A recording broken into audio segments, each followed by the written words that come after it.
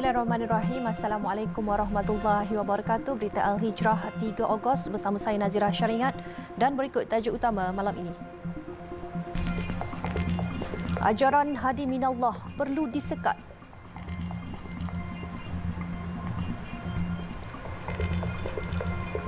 Juga samakan tarikh lahir dengan surah bertentangan dengan Al-Quran.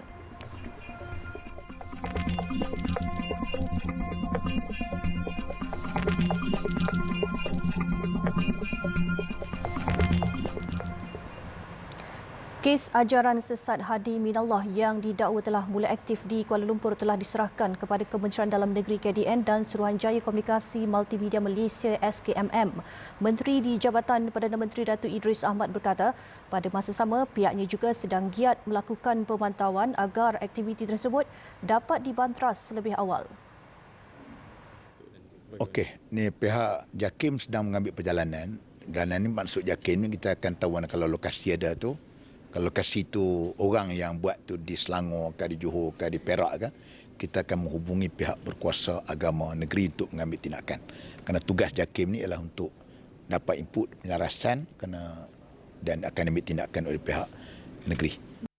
Beliau berkata demikian kepada media selepas program Town Hall Keluarga Malaysia Keluarga Sejahtera KMKS di Putrajaya pagi tadi. Tambah Datuk Idris, setiap individu yang menuntut ilmu perlu berguru dengan guru yang bertauliah, lebih-lebih lagi apabila membabitkan ilmu agama. Imam Ghazali sebutlah, nak belajar ni kena ada guru.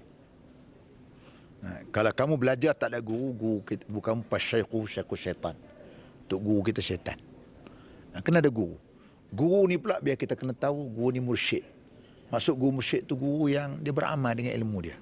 Hak yang kita tak dapat maklumat-maklumat daripada mengaji, daripada Google, tekan macam-macam ilmu yang mengarut ada. Kalau di tempat kita berlaku, orang tu berlaku, kita akan boleh ambil tindakan. Takut benda tu datang daripada luar kemampuan kita. Tegasnya, setiap individu juga perlu lebih cakna dan bijak dalam memilih dan menilai setiap ilmu dan maklumat di media sosial agar tidak terpedaya dengan ajaran yang keluar dari landasan agama. Baru-baru ini, pendedahan berkaitan ajaran Hadi Minallah yang semakin aktif di Kuala Lumpur dikongsi di media sosial. Pengasasnya Wayang Hadi Kesumo alias Hadi Minallah Aminullah Ahmad didakwa menyebarkan akidah sesat Nur Muhammad, fahaman pluralisme agama, menolak hadis, fahaman makrifat yang sesat dan sebagainya. 25 pendatang asing tanpa izin parti ditangkap selepas polis berjaya menahan kereta jenis Toyota Velfire yang dinaiki kesemua mereka. Ketua Polis Sentul ACP Beh Englai berkata, kenderaan tersebut ditahan kira-kira 12.05 tengah hari semalam selepas dikejar pihak polis kerana enggan berhenti apabila diarahkan. Kejadian berlaku ketika polis sedang membuat rondaan di sekitar Jalan Manjoy 3, Taman Seri Kuching dan mendapati sebuah kenderaan jenis Toyota Velfire warna hitam dipandu dalam keadaan mencurigakan.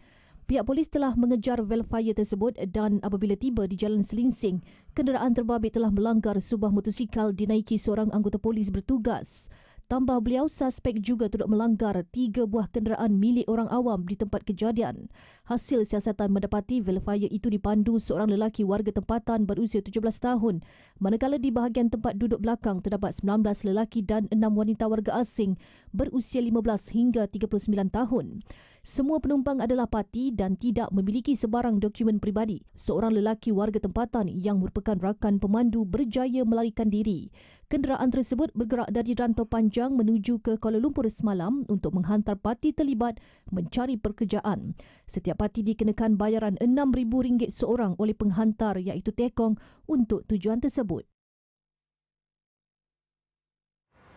Ribuan tin sardin bertaburan selepas sebuah lori kontena membawa muatan itu terbabas dan terbalik di kilometer 265.9 Lebuh Raya Utara Selatan arah selatan Kuala Kangsar. Kejadian sekitar pukul 1 petang itu menyebabkan kesesakan trafik lebih 3 km apabila laluan ke selatan ditutup sepenuhnya kepada kenderaan. Ketua Polis Daerah Kuala Kangsar, Asisten Komisioner Omar Bahtiar Yaakob berkata, laluan ke selatan terpaksa ditutup sementara bagi membolehkan kerja-kerja pembersihan dan mengalihkan kenderaan dijalankan. Semua kenderaan arah selatan dilencongkan keluar di Plaza Tol Kuala Kangsar melalui Sungai Siput untuk ke Ipoh. Laluan kontra dibuka di kilometer 267.0 hingga 265.1 arah utara bagi mengurangkan kesesakan. Trafik masih bergerak perlahan dan pengguna diminta mematuhi papan tanda. Lori kontena itu terbabas dan melintang laluan yang mana ribuan tin sardin bertaburan di atas jalan. Laluan lebuh raya juga bertukar kemerahan apabila sebahagian besar tin sardin kemik dan pecah dilanggar kenderaan lain. Sindiket penyeludupan diesel subsidi tumpas selepas penguatkuasa Kementerian Perdagangan Dalam Negeri dan Hal Ehwal Pengguna KPDN HEP Pahang mengesan sebuah lori sedang mengisi diesel dalam keadaan mencurigakan. Pengarahnya Datuk Mak Ujin berkata, hasil pemeriksaan mendapati lori tersebut mempunyai sambungan hos khas bagi memindahkan minyak diesel dari stesen minyak ke tangki petak dalam lori bermuatan 7 tan itu. Menurut Datuk Mak, terdapat 8 jenis square tank yang dianggarkan berkapasiti 1,000 liter setiap satu. Lori tersebut telah pun dibuat yang mana menyebabkan tangki seperti biasa di bawah bahagian bawah lori. Jadi ada satu alat lah. Biasanya pam akan menghidup tangki minyak diesel yang diisi dalam tangki minyak tersebut naik ke dalam lori. Mana dia akan disediakan naik ke atas. Mana yang kira sedikit yang terancam juga ni. Tambahnya, sindiket penyeludupan diesel subsidi ini dipercayai mengumpul bahan api itu sebelum dijual kepada kilang tertentu dengan harga berlipat ganda. Dua lelaki tempatan berusia 21 dan 51 tahun dipercayai pemandu dan kelindan lori ditahan bagi membantu siasatan. Kes disiasat mengikut Peraturan 18/1 PPKB Pindaan 2021 Akta Kawalan Bekalan 1961. Sabit kesalahan, pemilik boleh didenda sehingga RM1 juta atau penjara tidak lebih 3 tahun atau kedua-duanya sekali. Jumlah rampasan dan sitaan dalam serbuan itu dianggarkan RM59,000. Sejak Januari lalu, KPDN HEP Pahang telah melakukan pemeriksaan penjualan barangan kawalan subsidi di 39,583 premis. Dan dari jumlah itu, 455 kes dikesan dengan nilai rampasan berjumlah RM189,960 dan kompaun sebanyak RM297,300 dikeluarkan. Kejadian kepala air dan banjir lumpur di Kupang Baling pada 4 Julai bukan disebabkan projek ladang durian Musangking, namun disebabkan aliran puing dari Gunung Inas. Menteri Besar Kedah Datuk Seri Muhammad Sanusi Maknur berkata, hasil siasatan dan kajian daripada beberapa agensi yang diketuai Kementerian Tenaga dan Sumber Asli KETSA mengesahkan ianya tiada kaitan dengan projek Musangking. Ikut pakar-pakar yang mengemukakan laporan kepada agensi yang diketuai oleh KETSA, tak ada sebab ada Musangking. Kolam Musangking tak pecah. Jadi itu usikan dia daripada netizen dan orang ramai, mengusik orang ramai dengan fakta yang tidak benar. Beliau ditemui selepas merasmikan Majlis Pecah Tanah projek rumah mangsa banjir tragedi kepala air Lata Celak Kampung Iboi di Desa Kedah Kampung Sadik hari ini. Isnin lalu, Menteri Alam Sekitar dan Air Datuk Seri Tuan Ibrahim Tuan Man mengumumkan punca banjir yang berlaku berpunca daripada kolam takungan yang dibina di projek tanaman durian Musangking di puncak Gunung Inas telah pecah sehingga berlaku banjir besar. Dalam kejadian kepala air dan banjir lumpur 4 Julai lalu, 3 sekeluarga termasuk wanita hamil 4 bulan terkorban manakala 17 rumah musnah dan 800 rumah turut terjejas. Trend menyamakan tarikh hari lahir dengan surah dan ayat Al-Quran di media sosial semakin menjadi ikutan dalam kalangan warganet, sedangkan ia tiada kena-mengena dengan kandungan kitab suci itu. Menurut Pengerusi Pertubuhan Akademi Al-Bayan Dr. Nur Muhammad Hadi Zahalan, Al-Quran perlu diambil secara keseluruhan dan menyamakan tarikh lahir dengan ayat suci Al-Quran sememangnya tiada kena-mengena. Tujuan berkenaan tidak menghalalkan cara walaupun niat mereka hanya untuk bersuka-suka. Sekiranya ayat itu menceritakan tentang azab, adakah tarikh lahir yang mana mereka lahir pada hari itu yang menceritakan tentang azab, adakah mereka ini akan diazab? Maka sudah pasti jawapannya tidak. Tidak ada kaitan tarikh lahir dengan ayat ataupun surah yang diturunkan oleh Allah Subhanahu Wa Taala, tetapi Al-Quran itu sebenarnya adalah peringatan kepada kita, panduan kepada kita bagaimana kita nak menjalani kehidupan di atas muka bumi. Tambahnya, trend ini perlu ditolak kerana tidak bersandar kepada Islam kerana Al-Quran mengandungi 114 surah dan dalam setahun hanya mempunyai 12 bulan dan 30 hari. Perkara ini membuatkan mereka yang mengikuti trend ini hanya mengambil berat tentang ayat-ayat suci 30 surah pertama tanpa melihat ayat-ayat yang terkandung di hujung Al-Quran.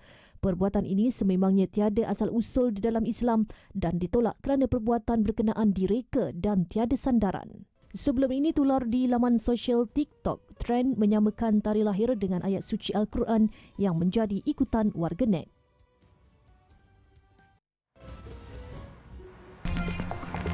Rumah besar ambil hak orang.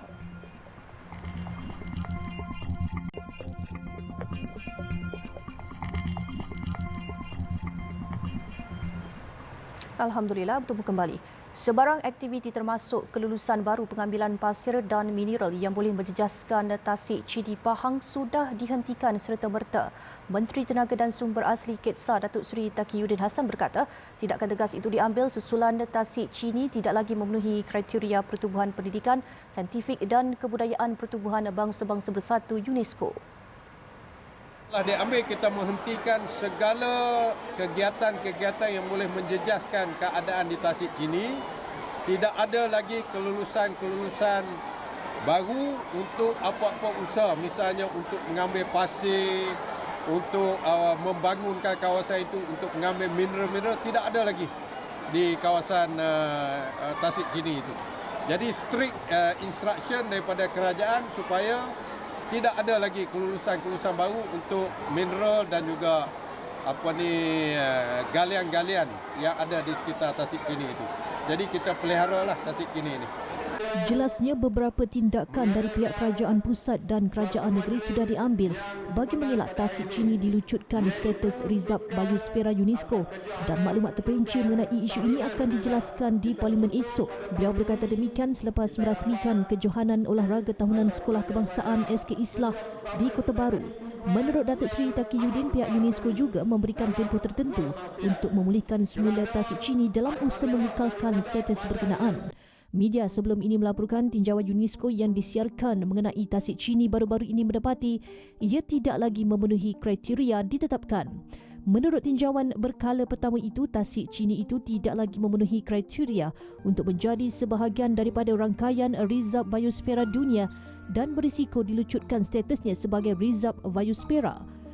UNESCO bagaimanapun memberi tempoh kepada Malaysia sehingga 30 September ini untuk memaklumkan badan dunia itu mengenai perancangan untuk merawat dan memulihkan Tasik Chini serta tanah lembap di sekelilingnya supaya kembali sihat.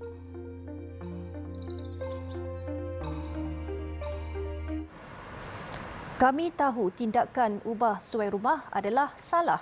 Itu pengakuan yang dibuat penduduk Pangsapuri Kasawari Seri Kembangan ketika ditemui kru berita Al-Hijrah petang tadi. Rata-rata penduduk berkata mereka akur sekiranya pihak Majlis Perbandaran Kajang MPKJ bertindak untuk merobohkan struktur tambahan rumah terpabit. Wartawan Hadiza Faisal ada butirannya. Kru berita Al-Hijrah terpanggil untuk melakukan tinjauan di Pangsapuri itu berikutan tular video di TikTok berkaitan ketidakpuasan hati sesetengah penduduk terhadap kejiranan yang mengubah suai struktur rumah. Setibanya di lokasi terbukti berlakunya pengubah suaian rumah kira-kira hampir 40% dan kebanyakannya adalah rumah di bahagian bawah. Malah ada juga kerja-kerja pengubah suaian itu sedang dilakukan. Kata mereka, kos pengubah suaian setiap rumah boleh mencecah sekitar RM20,000 hingga ratusan ribu ringgit. Kalau dia extend buat apa tengok, dia punya border, dia punya tu atas longkang je, dia tak keluar. Mengganggu longkang. Longkang pun kita tak tutup. Penduduk berkata, jika MPKJ mengambil tindakan untuk merobohkan struktur rumah, mereka akur. Namun pada masa sama, berharap agar tindakan itu diselaraskan kepada semua penduduk. Contoh, JMB dengan penduduk tak boleh nak selesaikan jugalah. Contoh, kalau terpaksa roboh je lah, nak buat macam mana. Yalah, itu terpulang pada MPKJ lah yang tu kan. Terpulang pada dia yang arif tentang undang-undang kan. Kalau adalah rayuan daripada pihak penduduk ataupun daripada JMB boleh menyelesaikan masalah ni. Tak apalah. Nak buat macam mana roboh? Macam mana saya? Sementara itu, selain isu ubah suai struktur rumah di Pangsepuri yang sudah berusia 26 tahun ini, isu cop parkir melebihi kapasiti bagi sebuah rumah juga berlaku. Situasi itu turut menimbulkan rasa tidak senang segelintir penduduk di antara penyewa dan pemilik rumah di perumahan tersebut. Kata mereka, sebuah rumah hanya dikhaskan satu parkir sahaja, namun ada individu tidak bertanggungjawab memonopoli parkir 3 hingga ke 4 parkir bagi sebuah rumah. Nyewa ni dengan bujang. Bujang 7-8 orang. 7-8 orang semua ada kereta motor. Itu yang jadi isu. Salah satu puncanya parking ni tidak ada kawalan kan. Tidak ada kawalan daripada dulu. Penduduk mendakwa isu yang ditularkan baru-baru ini adalah berpunca daripada isu dalaman penduduk yang tidak berpuas hati dengan isu parkir di kawasan berkenaan. Esok, kru Berita Al-Hijrah akan cuba menghubungi pihak MPKJ bagi mendapatkan penjelasan tindakan dan penyelesaian termasuk persoalan segelintir penduduk yang mendakwa setelah sekian lama masih tidak ada sebarang tindakan daripada pihak MPKJ berhubung isu tersebut. Laporan Khadijah Faisal untuk Berita Al-Hijrah.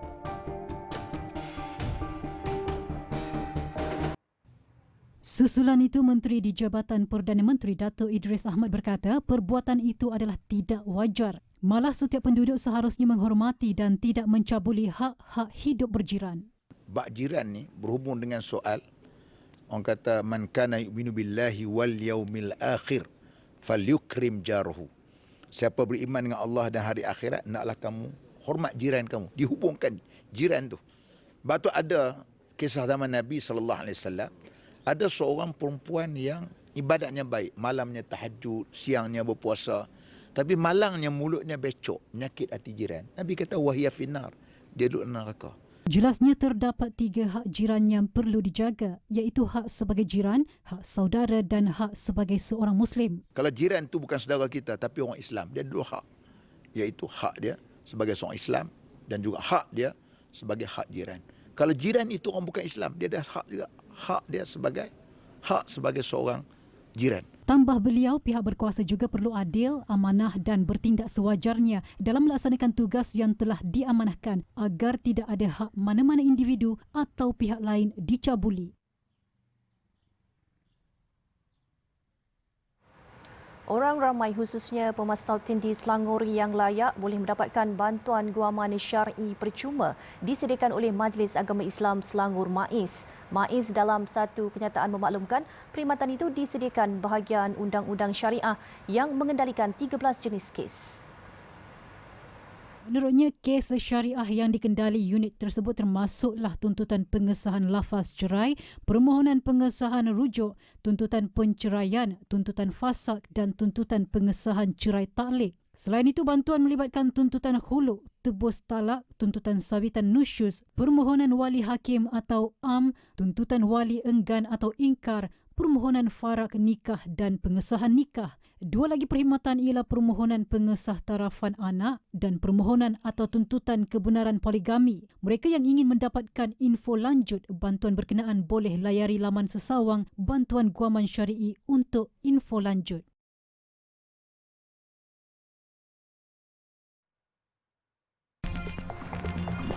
Selepas 2 tahun, Kaabah boleh disentuh.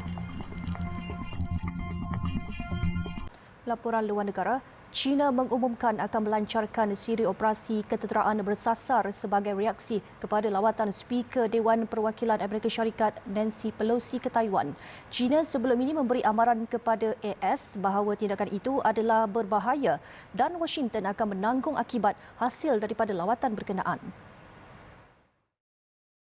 Pengumuman berhubung operasi ketenteraan itu dibuat sejurus selepas Pelosi mendarat di Taiwan. Ia adalah kunjungan pertama daripada ahli politik berpangkat tinggi AS dalam tempoh 25 tahun. China dalam pada itu menyifatkan kunjungan Pelosi akan memburukkan lagi ketegangan antara 2 ekonomi terbesar dunia itu dan menganggap ia sebagai bentuk provokasi. China selama ini menganggap Taiwan sebagai wilayahnya yang terpisah dan tidak mahu sebarang campur tangan negara luar berhubung isu Taiwan. Bagaimanapun, Taipei berkeras untuk kemerdekaannya sejak 1949. Tentera China turut mengumumkan perancangan mengadakan siri latihan ketenteraan di perairan sekitar pulau itu. Dalam pada itu, Kementerian Pertahanan Taiwan mendakwa lebih 21 pesawat tentera China terbang memasuki zon pengenalan pertahanan udara pulau itu semalam. Bertindak balas terhadap lawatan berkenaan, China turut menggantung import beberapa barangan daripada Taiwan. Sementara itu, Pelosi yang sedang dalam rangka lawatan ke Asia menegaskan bahawa beliau bersama delegasi tiba secara aman ke rantau ini selain memberi sokongan terhadap demokrasi Taiwan. Presiden Taiwan Tsai Ing-wen menyambut baik kehadiran pemimpin AS itu ketika Taipei berdepan waktu kritikal.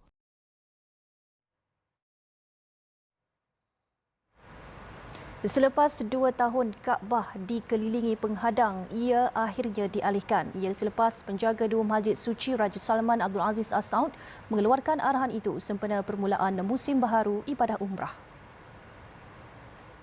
Arahan itu diumumkan Presiden Umum Hal Ehwal Dua Masjid Suci Syekh Dr. Abdul Rahman Al-Sudais. Penghadang itu sebelum ini diletakkan di sekeliling Kaabah pada 1 Julai 2020 bagi tujuan mencegah penularan COVID-19. Tindakan itu menyebabkan jemaah haji dan umrah serta pelawat tidak boleh menyentuh atau mencium Kaabah dan Hajar Al-Aswad. Jelas Syekh Abdul Rahman, keputusan mengalihkan penghadang berkenaan menunjukkan keprihatinan kepimpinan Arab Saudi terhadap pengunjung Masjidil Haram serta memudahkan ibadah mereka dilakukan dengan mudah dan tenang. Sehubungan itu, dengan pengumuman semalam, jemaah kini boleh menyentuh semula Kaabah dan mencium Hajar Al-Aswad.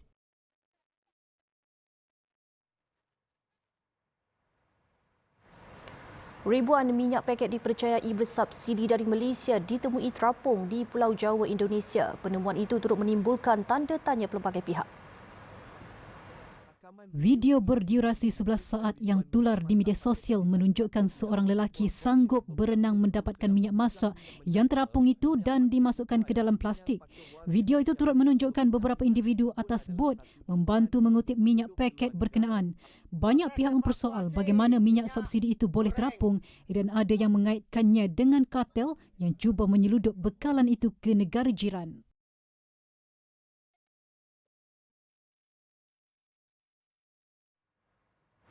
Sukan Commonwealth. Pingat emas berpasukan campuran badminton kembali menjadi milik Malaysia selepas menumpaskan juara bertahan India 3-1. Kemenangan mutlak negara disumbang gandingan bergu wanita Palitan dan Tinah Muralidharan dalam aksi mendebarkan di arena Birmingham sekitar jam 4.25 pagi tadi waktu Malaysia. Mata kemenangan yang disumbangkan Peli dan Tina itu setelah berjaya mengalahkan bergu India Teresa Jolie dan Gayatri Pulela dengan straight set 21-18, 21-17. Terdahulu, pemenang pingat gangsa Sukan Olimpik Aaron Chia-Soh Wooyee membuka langkah kanan dengan mata pertama negara selepas mengalahkan Satwik Sairaj Rankireddy Chirag Shetty 21-18, 21-15. Namun India kembali meningkat kedudukan 1-1 apabila perseorangan wanitanya yang juga bekas juara dunia PV Sindhu menundukkan Goh Jinwei dalam perlawanan sengit 22-20, 21-17. Bagaimanapun kejutan dilakukan perseorangan lelaki walaupun tanpa Li Zijia. Eng Ziyong berjaya membenam bekas pemain nombor 1 dunia Kidambi Srikan dalam raba set 21-19, 6-21, 21-16. Kemenangan mengejutkan oleh pemain 46 dunia itu menjadi nadi kebangkitan skuad negara selepas Peli dan Tina mengesahkan pingat emas negara yang dirampas India 4 tahun lalu.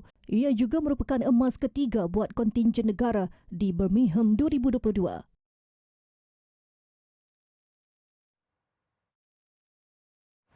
Dengan itu, sekian berita Al-Hijrah. Jangan lupa ikuti kami di pelbagai platform media sosial seperti Facebook, Instagram, Twitter, YouTube dan TikTok. Dan jangan ketinggalan layari alhijrahnews.com untuk lagi berita-berita pilihan dan eksklusif. Saya Nazirah Syaringan. Assalamualaikum dan selamat malam.